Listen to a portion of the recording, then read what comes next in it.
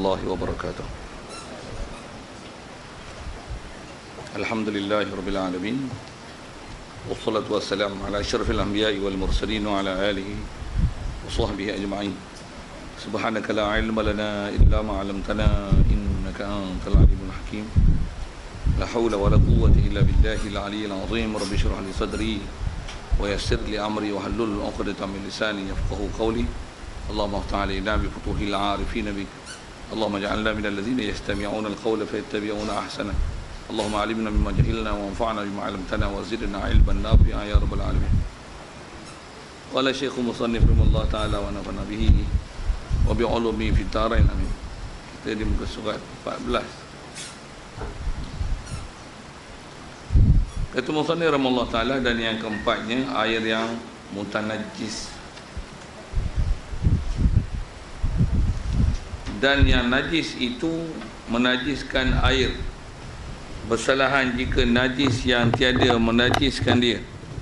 Yang ni yang diistisnakan dia, iaitu bangkai yang tiada mengalir darah ketika dibunuhkan akan dia atau dibelahkan dia pada ketika hidupnya, seperti lalat dan gabur dan kala dan lipas dan cicak dan seumpamanya, jikalau tiada dicampakkan padanya dan tiada mengubahkan air. Hadirin sekalian, pertama sekali marilah kita rasakan syukur, terima kasih kepada Allah Ta'ala. Syukur kita nikmat hidup yang masih diberi, masih kita dikekalkan dalam keadaan Islam, masih lagi dijadikan hati sanubari kita tetap setia menerima dan mengiktiraf apa saja ajaran yang dibawa datang oleh Nabi kita Muhammad sallallahu alaihi wasallam. Yang dengan kita membenarkan di hati apa saja yang dibawanya, itulah dikatakan iman. Syukur juga Allah Ta'ala boleh jadikan kita dalam keadaan taat patuh perintahnya, meninggalkan larangannya, yang itulah dikatakan taqwa. Syukur Allah Ta'ala jadikan kita Islam, iman yang taqwa. Syukur juga sihat, diberi masa lapang, begitu juga hidayat taufik. Dengan itu ada keupayaan pada kita pagi ini untuk meneruskan pengajian kita dan bacaan kitab daripada Matla'a Badrain, insya-Allah. Kita di muka surat 14 masih bicara bab air.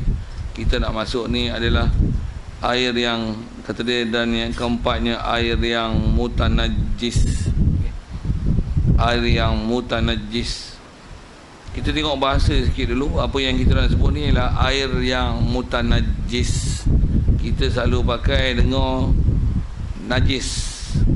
Boleh beza? Najis, mutanajjis. Apa beza?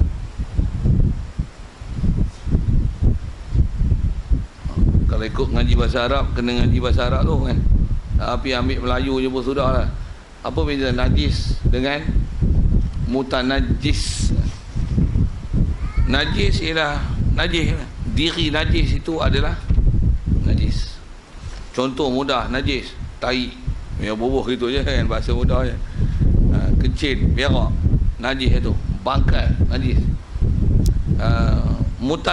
Mutanajjis ialah air yang dicemari dengan najis. Mutanajjis. Jadi mutanajjis ialah air ataupun sesuatu benda yang dimasuki najis. Najis yang akan menajiskan benda cair, bercampur dengan dia, atau dipanggil mutanajjis. Kita akan jumpa nanti insya-Allah tu. Cuma sekali lalu lah beza antara najis dengan mutanajjis. Jadi ada dua kondisi yang kita kena faham. Kena faham najis itu sendiri dan kena faham mutanajjis. Kerana najis memang najis, kena faham apa dia yang memang istilahnya ain najis. Dan bila sebut mutanajjis, kena faham dalam situasi mana yang satu benda yang asalnya suci, disebabkan najis masuk dalam dia, maka akan berubah hukum suci itu jadi akan berubah menjadi hukum mutanajjis, dan tak akan jadi mutanajjis melainkan ada najis. Itu kena faham sangat. Yang ni yang kalau kita tak mengaji elok-elok, tak faham elok-elok, kadang-kadang tengok amalan macam bagus, nak jadi orang takwa, rupanya takwa. Pasal apa takwa? Ilmu asas kita bab najis pun tak selesai. Macam mana kadang-kadang sembang muka macam-macam dalam bab-bab yang tinggi-tinggi, tapi bab asas balik rupanya rukun iman, rukun Islam belum selesai. Bab Tuhan pun tak kena, bab Rasul pun tak kena. Katalah itu kalau bab akidah. Jadi kita ni bab fiqh, sembang fiqh muamalat, munakahat, daulah Islamiah, rupanya bab mutan najis pun tak selesai. Baik, jadi jangan rugikan diri kita dalam bab itu. Bagi selesai tengok, kalau ada masalah bagi faham elok-elok. Baik, jadi dengan namanya air yang keempat dipanggil air yang mutanajis. Sekali lagi kalau sebut dengan definisi, air mutanajis maksudnya air yang asalnya dia tak jadi hukum najis, tapi disebabkan ada najis dengan syarat yang tertentu akan datang masuk dalam dia, maka berubah hukum dia menjadi mutanajis. Okay. Itu air yang keempat yang kita nak bicara, insyaAllah. Baik, dan iaitu baik, macam mana nak kenal air mutanajis? Itulah air. Jadi kalau air mutanajis, air yang dicemari najis lah. Kalau minyak mutanajis, minyak yang masuk najis.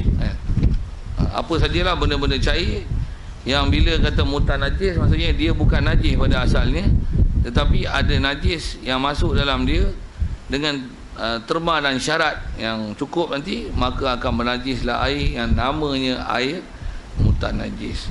Baik, jadi mutanajis ni ialah air yang jatuh najis padanya. Ada najis jatuh. Najis ni lah insyaAllah panjang umur jumpa depan, kena faham satu-satu apa dia najis.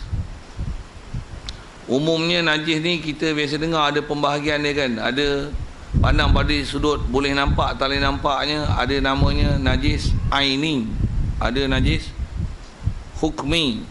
Pernah dengar ke? Pernah dengar tak? Nak belajar dia najis apa? Aini, hukmi. Ada najis yang istilahnya gitu, sekali lalu dengan mudah, najis aini. Sambil itu ada bahasa Arab tu, kena hafal tu. Ada ain, antara makna ain ni mata kan, ainon mata, uzunun telinga. Tapi ada makna ain bukan makna mata, tapi ain dengan makna diri. Jadi kalau najis aini, ain yang ada diri najis. Ayam berak, tai ayam tu ainnya diri najis tu najis aini. Ada najis nama hukmi. Asal mana hukmi daripada perkataan hukum. Najis hukmi maksudnya najis tu dah tak ada, tapi dari segi hukum masih bernajis, kerana asalnya memang dia najis, tapi tak pernah pun dicuci mengikut syarat-syarat cucian najis yang betul. Jadi dia masih belum hukum suci. Walaupun tengok najis tak ada, diri najis tak ada, bau najis tak ada, rasa najis tak ada, tetapi dari segi status dia masih najis. Itu dipanggil najis hukmi. Misalnya tai cicak berak, mesti ada basah dia lekat kat kapet kan, kapet, lantai dan sebagainya. Selalu kita buang macam mana? Buang je lah tai. Buang tai dia, tempat dia tu basuh tak? Tidak. Tu biarkan macam mana? Dulu, kini, selamanya duk biar gitu. Tu masihkan najis, basuh tak? Tak. Najis tak? Najis apa nama? Hukmi. Pandai tu. Pandai tu. Tu nama najis hukmi. Jadi najis hukmi ni yang sesuatu benda yang dari sisi hukumnya najis, tetapi dah tak boleh nak dikenal rupa, bau dan rasa najis, tapi masih belum dicuci mengikut kaedah syarak, maka dia adalah hukumnya najis hukmi. Misalnya katalah ada muntah kena dekat sejadah ni, lepas tu kita dah buang muntah tapi tak basuh, masih bau muntah. Macam mana nak hilang muntah? Hari tu ada saya sebut selalu dalam TV iklan sesat, gunakan apa? Febreze. Dengan sebab bau Febreze tu kalah bau muntah. Soal, suci tak? Tak suci ngapa pula dah spray. Lawan. Bau tak kekal, bau wangi.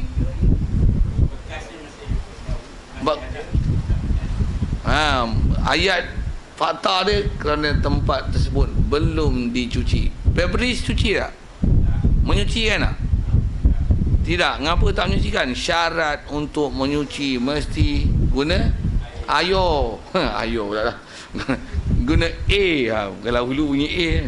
Kita duduk sini apa, Terengganu boleh, Kelantan boleh, Kuala Lumpur boleh, Perak boleh, Perak Ilia boleh, ni Perak Ulu lagi ni. Okey. Nak cuci najis mesti pakai A. A ni hulu ni Perak ni lah. Mesti pakai air, pakai air weh. Kalau tak cuci. Jadi spray tu walaupun menghilangkan bau najis, belum suci. Okey, pasal proses penyucian mestilah dengan menggunakan air. Itu syarat. Okey. Satu kena najis kat tangan kita, katalah ada tek lembu kan. Kita duduk sebelah tu ada lecah sikit, ada tek lembu lah, orang naik motor laju, piu, kita pun piu kena. Oh, wah, najis, ambil tisu. Ya. Saja gaya sikit. Najis tak? Ha? Tak bau? Najis. Tak ada rasa?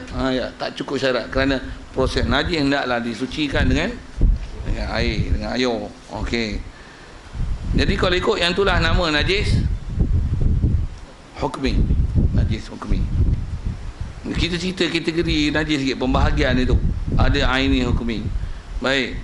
Jadi asal kita bicara ni, air yang kalau jatuh najis. Baik. Najis mana? Najis sama ada najis ainnya. Selalunya ada ain lah. Kalau najis hukmi sekalipun, katalah macam ni, tisu ni, sekarang saya dah lap, atau tek cicak saya dah buang, bekas ni tu saya lap dengan ni. Apa hukum ni? Agak-agak ada tak sesuatu daripada tek cicak lekat kat ni? Ada kan? Mungkinan ada. Tambah kalau macam ni, cukup lah, saya tak payah sebut apa-apa, tak apa lah. Memek muka tu boleh menghuraikan apa yang terjadi. Kita masuk dalam air tu aja, tak berubah pun, tak syarat untuk jadi najis jika air tersebut air sikit untuk mengubah status yang air walaupun suci jadi mutanajis. Haji ada najis yang masuk, dia najis. Itu disebut air jatuh najis padanya, sama ada air berubah ataupun tiada, padahal kurang daripada 2 kolah. 2 kolah tu. Tidak jatuh najis. Boh bila mudah tarik cicak, tup jatuh. Kita ambil tarik cicak, buang. Najis air tu. Pasal apa? Kurang 2 kolah jatuh najis. Siap. Mutan najis. Nak kolam ikan tu, ada ikan tak? Ikan ni benda hidup ke benda mati? Dia berak, dia kencing tak? Kencing. Yang tu pergi ngaji biologi. Pasal nak tanya kencing berak tu kan. Tapi berak boleh kena, kencing tu kok tak biasa kena. Ada air tu, dia berak dalam tu. Air takung tu 2 kolah. Kalau lebih dia ada syarat lain. Ada najis dan berubah air, baru jadi najis. Baik, selalunya kolah tu kok besar sangat, tak praktikal nak tunjuk pekah. Akuarium 2 kolah. Janganlah air akuarium yang dekat Langkawi lagi, kat mana yang akuarium besar-besar tu. Itu hukum air laut lah weh. Air banyak kan. Akuarium yang rumah macam ni, biasanya kecil je, ada ikan tak, dia berak, berubah dah air. Air pun ada filter, sentiasa jernih walaupun 4 tahun tak tukar air. Soal, suci tak air tu? Kenapa? Pasal dia air sikit, bukan jatuh najis.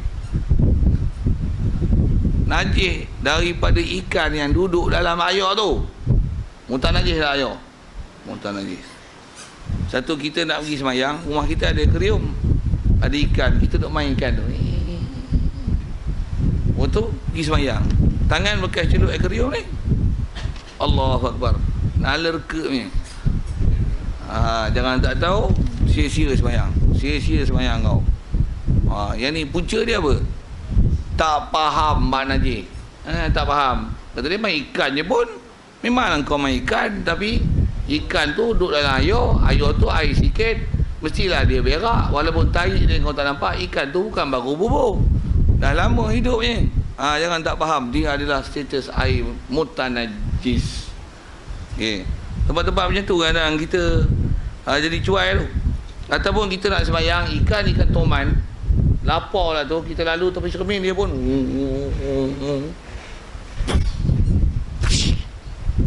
apa tu, merecik je.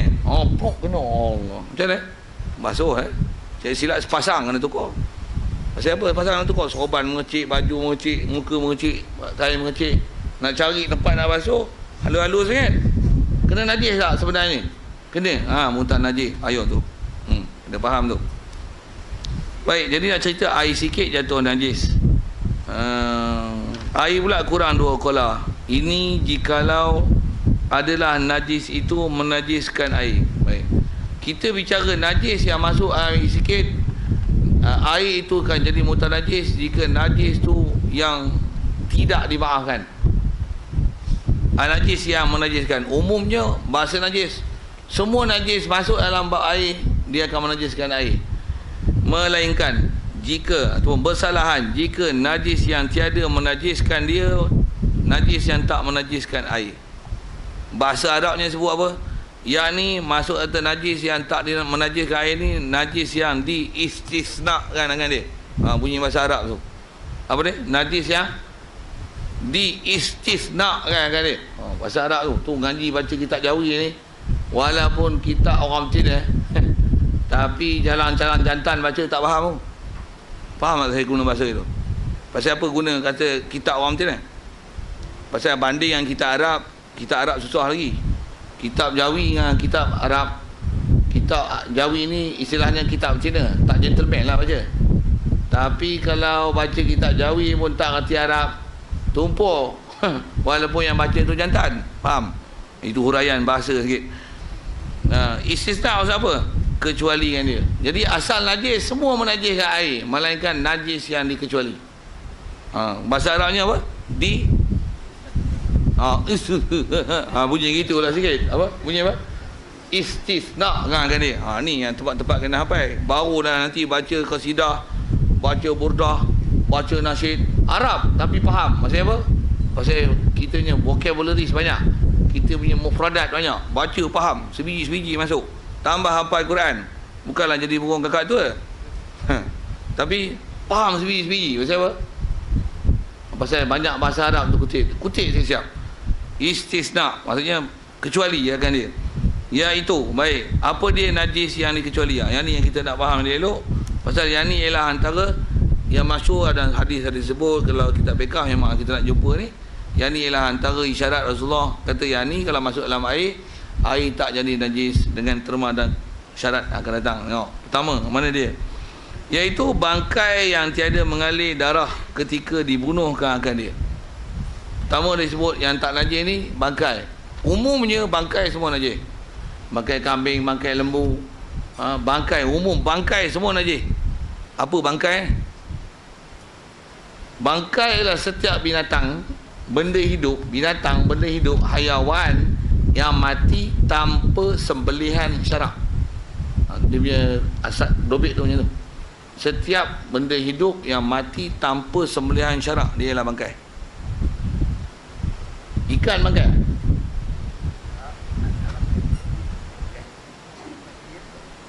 Ikan sembelih tak? Untuk ikan bangkai tak? Dia bangkai yang boleh makan. Itulah ya tu. Dia bangkai yang boleh makan. Dua bangkai yang masyhur disebut dengan istilah yang dia walaupun bangkai tapi boleh makan. Maksud bangkai dia apa? Dia tak ada sembelihan tapi boleh makan. Dia mati dengan tanpa sembelihan syarak. Apa? Ikan belalang. Dalam fiqh kita termasuk dalam ikan ni semua binatang yang dia duduk dalam air yang dia takkan ke darat dengan ikhtiar. Itu hukum ikan. Tu sotong ikan lah. Sotong memanglah sotong. Saya tahu lah tu, tak payahlah jawab tu. Sotong dia termasuk dalam kategori ikan. Udang ikan, dia adalah kategori ikan. Kerana Rasulullah pernah isyarat, yang ulama ambil faham ikan tu macam mana? Pasal pernah ada seorang Pelaut dia berlayar, air bersih habis, dia tanya kepada Rasulullah, bolehkah bersuci dengan air laut? Rasulullah kata apa? Kata al-bahru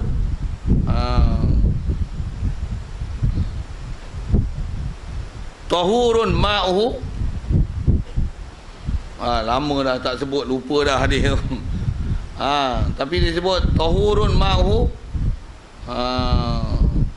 Tapi perkataan dia sebut tu, tapi dia sebut perkataan tu yang lupa tu. Tahurun ma'uhu, belakang dia sebut kalimah mayyitatuhu, dan suci bangkainya. Perkataan tu tak ingat nak sebut tu. Atau kama qala. Air dia suci menyucikan, begitu juga bangkainya. Bangkai apa? Bangkai binatang laut. Yang tu yang ulama ambil faham, antaranya binatang laut ni apa? Memang binatang yang duduk dalam air, yang dia takkan ke darat sama sekali. Sekalipun atas aktiviti bertelur, dia takkan ke darat sama sekali. Itu hukum binatang laut. Itu kena tengok tu. Sebelum ketam faham makna dulu. Pasal kita nak faham najis kan, sambil-sambil tu kita faham itu. Pasal kita ada bab najis yang istilahnya common knowledge, dah faham dah kan. Okey, kita pergi explore sikit tu. Sebelum ketam tu faham penyu tu. Tengok, saya tanya, penyu kita boleh makan tak? Tak boleh. Betul? Ada khilaf tak? Boleh? Boleh makan penyu? Telurnya. Jangan nak buat lawak gitu. Okey. Okey. Telur penyu memang boleh makan. Telur bab lain. Penyu. Okey, dengar soalan saya. Satgi jaga. Silap saya bagi ayat padi. Okey, penyu ni binatang darat kah? Binatang laut kah? Binatang dua alam kah? A, B, C. Dua alam. Dua alam. Siapa sokong dua alam? Angkat tangan. Siapa kata binatang laut? Angkat tangan. Siapa kata binatang darat? Hak tu confirm bodoh tu. Betul bodoh lah. Penyu binatang darat. Jangan buat lawak tu. Bodoh lah. Sah bodoh betul tak? Okey. Kita selalu didedahkan kata penyu binatang dua alam. Dengar saya sebut. Tak betul, sesat. Tak betul. Penyu bukan binatang dua alam. Dia naik untuk bertelur je. Penyu binatang laut lah. Siapa biasa jumpa penyu kat darat? Orang Terengganu jumpa lah. Untuk apa? Bertelur pun. Penyu jantan ke penyu betina? Penyu betina. Ada tak penyu jantan naik ke darat? Tak ada. Untuk penyu ni binatang darat ke dua alam ke dua binatang air, binatang laut? Binatang laut lah tu. Jawab dua alam. Buat apa tadi? Ada kan? Dia binatang laut, tapi dia ke darat untuk bertelur. Dengan sebab tu tak boleh makan. Bagi faham elok. Yang memang dua alam, katok, kukura, tu memang lah tak boleh makan. Tu memang dua alam lah tu. Yang ni yang selalu orang tak faham, yang tak ngaji fiqh elok-elok, dia tak faham ni. Penyu, dengar sekali lagi sebut. Penyu bukan binatang dua alam. Penyu adalah binatang laut. Setuju? Kalau yang tadi tu angkat tangan, tarik balik lah. Tarik balik. Setuju? Okey. Okey, penyu binatang laut, tapi tak boleh makan macam apa? Bagi sikit keyword dia tu. Kerana dia ke darat sekalipun untuk aktiviti bertelur. Pula tu yang betina je, yang jantan tak ngekor bertelur. Ya. Belangkai lain, belangkai jantan ikut juga bertelur. Boleh faham tak cakap apa? Macam mana pun saya nak cerita tak bertelur tu. Penyu jantan memang tak pernah ke darat sama sekali. Penyu jantan tak pernah darat sama sekali. Melainkan yang menetas tu, hak tu dia jantan. Hak tu je. Masa dia menetas daripada darat, dia ke laut. Hak tu je. Masa tu je dia ke darat. Adapun ketika hak betina nak bertelur, jantan tak pernah ke telur lah. Jantan tak pernah ke darat sama sekali. Jantan tak pernah ke darat sama sekali. Okey, boleh? Faham? Di atas kaedah itu, apa-apa binatang yang dia ke darat dengan ikhtiar. Dengar, ke darat dengan ikhtiar. Ikhtiar tu maksudnya dia yang pergi keluar ke darat. Sekali pun untuk aktiviti bertelur, tak boleh makan. Boleh? Okey, ketam. Ketam selalu kita duk makan ni ketam apa? Ketam laut tu.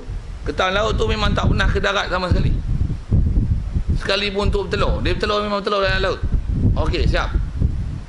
Ada ketam yang kita pergi kawasan pantai yang ketam kepit besar sebelah tu. Tak tahulah apa nama tu. Ketam tu lupa kan. Ketam kepit. Okey, ketam tu dulu. Tu memang tak boleh makan. Itu memang dua alam tu. Ke darat boleh, ni boleh. Okey. Ketam batu tu macam mana?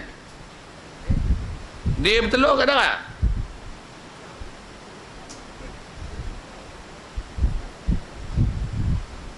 Dia kalau katalah nak, kita berbuah air, ketam tu kita buat dalam satu bekas, ada air. Kalau dia curam tu dia tak boleh panjat lah kan. Katalah dia buat dalam besin ataupun dalam bekas yang nipis, dia boleh tak panjat? Apa maksudnya tu? Dia boleh ke darat dengan ikhtiar. Ketam tu tak boleh makan. Ketam apa? Tengoklah nama apa. Ketam batu, ketam nipah, ketam naga, ketam apa. Tak kira lah apa ciri binatang macam tu perangai dah, tak boleh makan.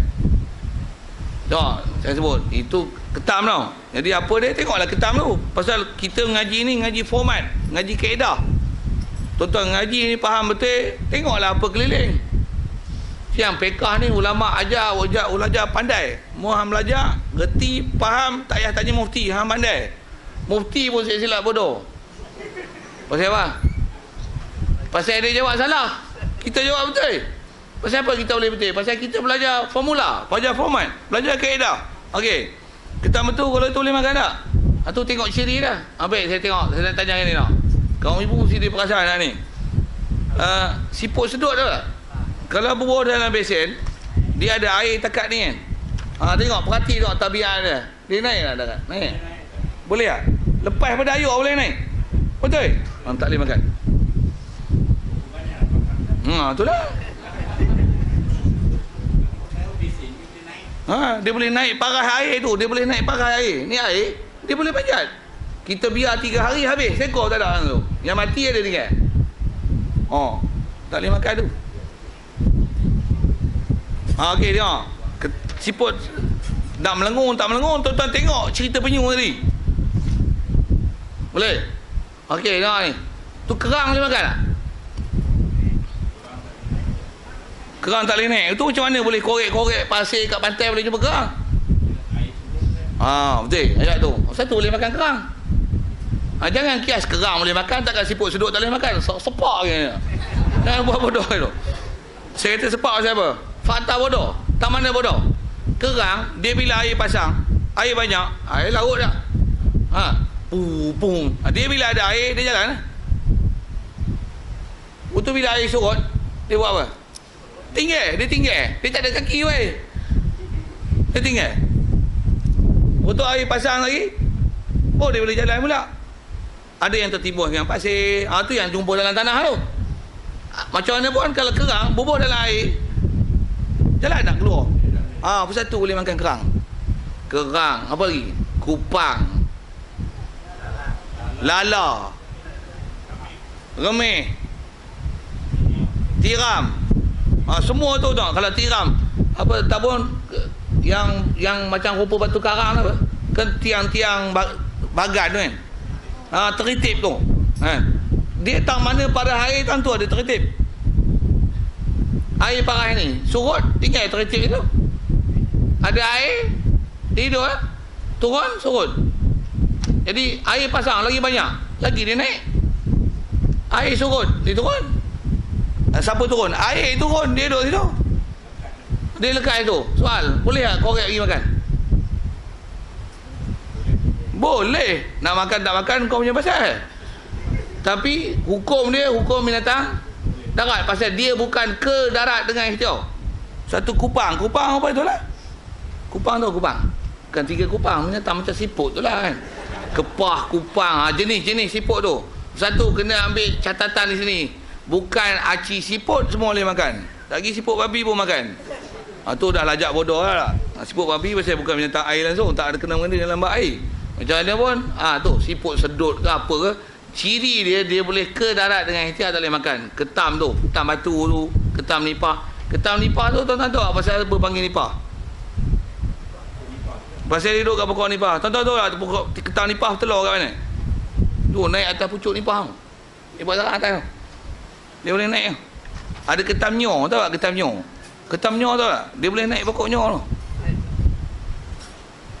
Dia naik tak naik tu punya pasal. Tapi antara sebab penamaan ketam nyor tu, pasal dia boleh naik pokok nyor. Dia boleh naik. Nyor tinggi mana yang tanya saya? Tu. Macam mana pun kita nak cerita apa, nak belajar formula macam mana nak kenal binatang boleh makan tak boleh makan. Tu belangkai boleh makan tak? Tuan-tuan tak kenal binatang tu, tuan-tuan pergi kenal.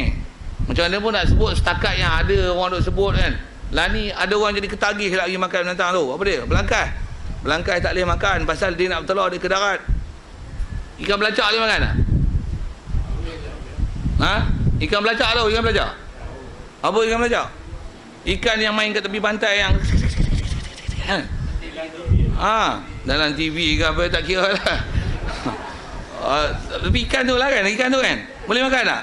Tak boleh lah tu, tak boleh makan. Sekali pun dengar Majlis Fatwa Negeri Perak mengatakan bahawasanya ikan belacak boleh dimakan. Nak kata apa? Confirm, bodoh. Walaupun Majlis Fatwa, dengar saya sebut. Yang ni guna mengaji. Saya apa? Ulama' bagi kaedah siap cantik. Dia kalau alasan dia kata apa? Majlis Fatwa telah mengatakan fatwa. Lah fatwa apa? Fatwa bodoh. Memang tak boleh. Kau mazhab apa Syafi'i? Kalau Syafi'i itu bukan kaedah dia. Fatwa apa? Apa fatwa? Apa sifat ikan belacak tu? Kau tak tengok ikan belacak macam mana rupa apa perangai? Apa kelaku penyu pun tak boleh makan. Apa tak lagi ikan belacak? Ikan belacak dengan penyu, siapa ganas lagi ke darat? Pandai lah tu dah, betul tak? Penyu pun tak boleh makan. Yang hanya untuk aktiviti bertelur. Ikan belacak bukan saja untuk aktiviti bertelur. Semendang. Semendang bunyi berak dah. Semendang ke darat dia. Ke darat ke ayo, ke darat ke darat. Ayo, boleh duduk atas kayu tenggek relax. Masuk pula ayo. Betul? Betul? Kalau kata penyu tak boleh makan, ikan belacak lagi tak boleh makan. Macam mana boleh fatwa keluar boleh makan? Tu kena tepuk meja tu. Buat umpan tu kan kita makan. Ikan makan. Macam umpan cacing. Tak apa, jangan makan dengan cacing sudah. Okey. Boleh, faham? Ya. Buat ubat cerita lain. Pasal kaedah berubat dalam fiqh, dia harus berubat dengan najis jika tidak ada benda suci yang seumpama najis tersebut. Jadi kalau disebut ikan belacak tak boleh makan, sembelih macam mana pun bangkai, memang najis. Berubat. Berubat apa? Tanyalah demo yang buat ubat apa. Tak ada benda suci yang boleh menepati macam mana benda najis tu. Maka harus berubat dengan najis. Tapi najis serta najis, kalau bab tu melibatkan dalam bab sembahyang, kena cuci. Pasal najis adalah tetap najis, cuma harus berubat dengan najis. Kalau kita belajar dalam kitab fiqh, dalam belajar kitab hadis pun ada, Rasulullah dia pernah bagi sahabat dia minum air kencing unta. Kalau kita belajar bab hadis tu, mengikut kita fiqh Syafi'i, pasal apa boleh bagi makan, boleh bagi makan tu, saya sebut minum dia tu, minum air kencing unta. Pasal apa boleh bagi minum air kencing unta? Kaedah Syafi'i ambil faham air kencing unta adalah najis. Cuba Rasulullah bagi tu apa? Ambil dilalah faham pada situ, menunjukkan bahawasanya air kencing tu najis, tapi atas tujuan berubat. Dia bagi minum pun pasal ada sahabat yang sakit mata, ada yang demam, dia bagi minum tu. Jadi dia bagi minum atas tujuan berubat. Tu Imam Syafi'i ambil, kaedah kita Syafi'i ambil faham air kencing unta najis ialah najis, tapi harus digunakan untuk berubat jika tidak ada benda suci seumpama benda yang najis tersebut. Itu kait dia supaya boleh berubat. Sikit kalau saya buat mudah, najis tu. Orang sakit accident, darah banyak, jadi kena ada darah tambahan dia. Acik tak buat air sirap, mati lah tuan-tuan. Buat air sirap kena berbuah darah, betul? Untuk darah tu najis lah. Siapa yang tak kata darah tu najis? Semua orang kata darah najis, tapi boleh lah ambil najis masuk dalam badan. Pasal apa boleh? Jawab. Bukan, tak ada pilihan lain, dan tak ada darah yang boleh, tak ada ubat yang boleh disembuhkan dengan sebab kehilangan darah, mesti dengan darah juga. Itu pun dengan kumpulan darah yang sama. Bersyarat tu. Barulah boleh pakai darah, masukkan darah dalam badan. Saja-saja je masuk darah boleh tak? Buat apa? Nak naik darah? Sejalah buat bahasa itu kan. Tak boleh, haram. Pasal apa? Pasal mana boleh saja-saja ambil najis masuk dalam badan? Bukan boleh, pasal hukumnya haram. atas kaedah berubat, harus masukkan najis, harus ambil najis, habis guna najis untuk berubat. Najis harus. Tapi najis adalah tetap najis. Bab berubat je. Saja-saja nak makan ikan belacak, tangkap ikan belacak makan, buat goreng, boleh? Tak boleh, tak boleh. Ya.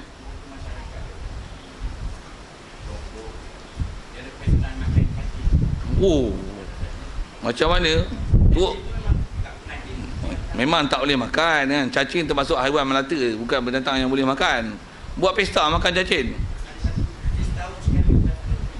Buat di mana? Lombok tu. Indon, oh Java sana tu. Oh, makan. Macam dekat Sabah tu lah, ubat apa? Ulat apa yang besar? Ubat mulung Ha? Oh, tak kira lah, saya tak pandai nama-nama tu kan. Tak pun ulat yang selalu jual kedai burung tu.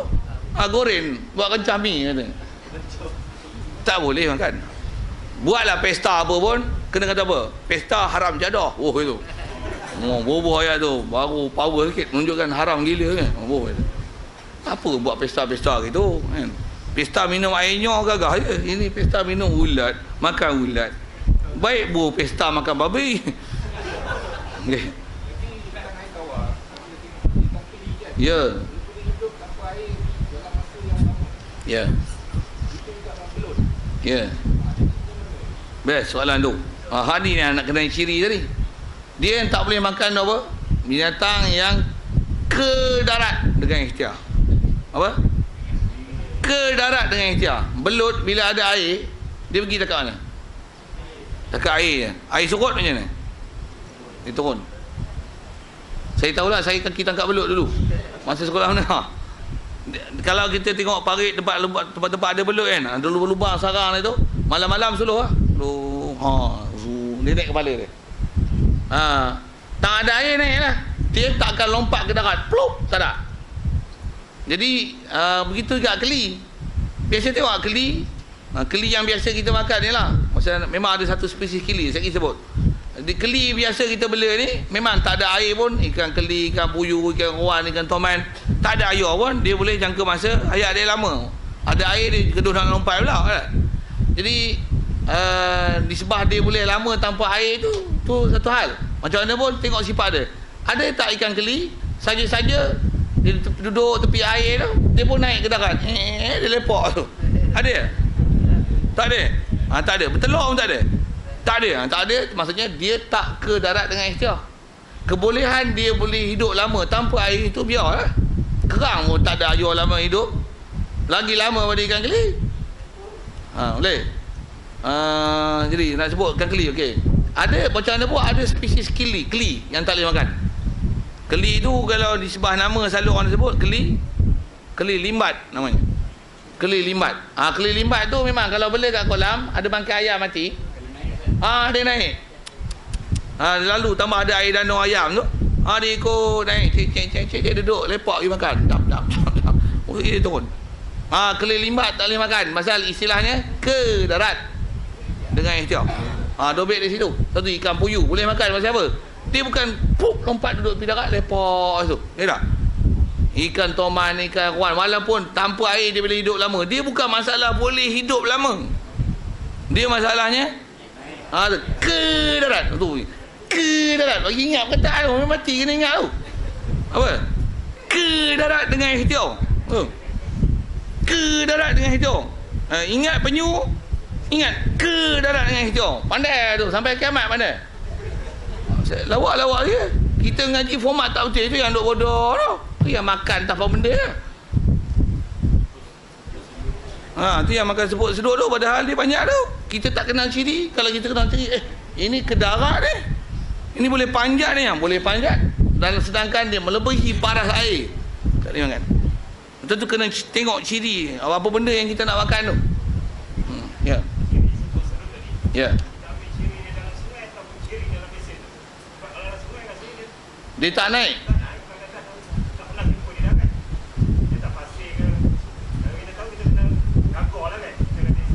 Di bawah tu. Dia cuma dobek fiqahnya dia ke darat dengan ikhtiar. Maksudnya dia memang boleh ke darat.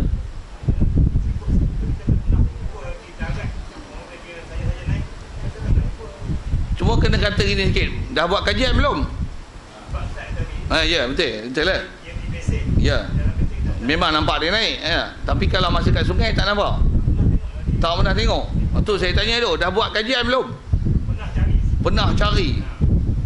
Tapi kalau seingat saya lah, kalau nisbah cerita orang tua dulu lah kan. Cerita pun cerita lah. Kita benda macam tu, dia atas kepastian kajian. Macam mana pun, kalau tengok keupayaan dia tu, dia boleh panjat. Maksudnya dia boleh ke darat. Macam mana pun memang betul layak tu lah. Kalau memang kata memang dia dalam masa kehidupan biasa dia takkan ke darat sama sekali. Walaupun bila buah pesen dia boleh panjat, dia boleh panjat. Tapi memang tak pernah ke darat sama sekali. Macam kita sebut ikan keli, ataupun ikan ruan, dia boleh pum lompat ke darat tu. Boleh kan? Tapi saja dalam kehidupan dia tak pernah daripada sungai pum naik atas sungai, naik ke darat. Kalau macam tu ya boleh. Itu saya tanya kajian tak kajian tu.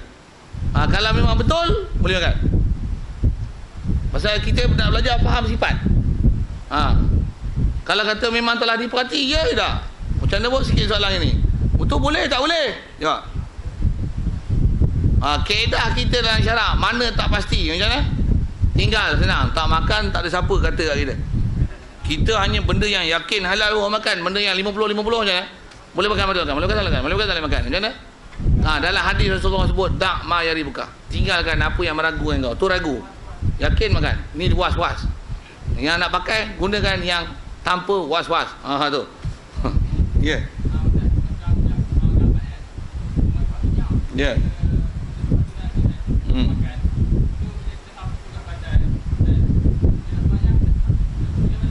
Ya, cuma gamat tu kalau ikut dia tak najis. Pasal gamat dia bukan binatang ke darat dengan ikhtiar. Dia istilahnya binatang laut. Macam mana pun dari sisi kaedah fiqahnya, dia dari sisi bab makan boleh makan, dia suruh macam ikan.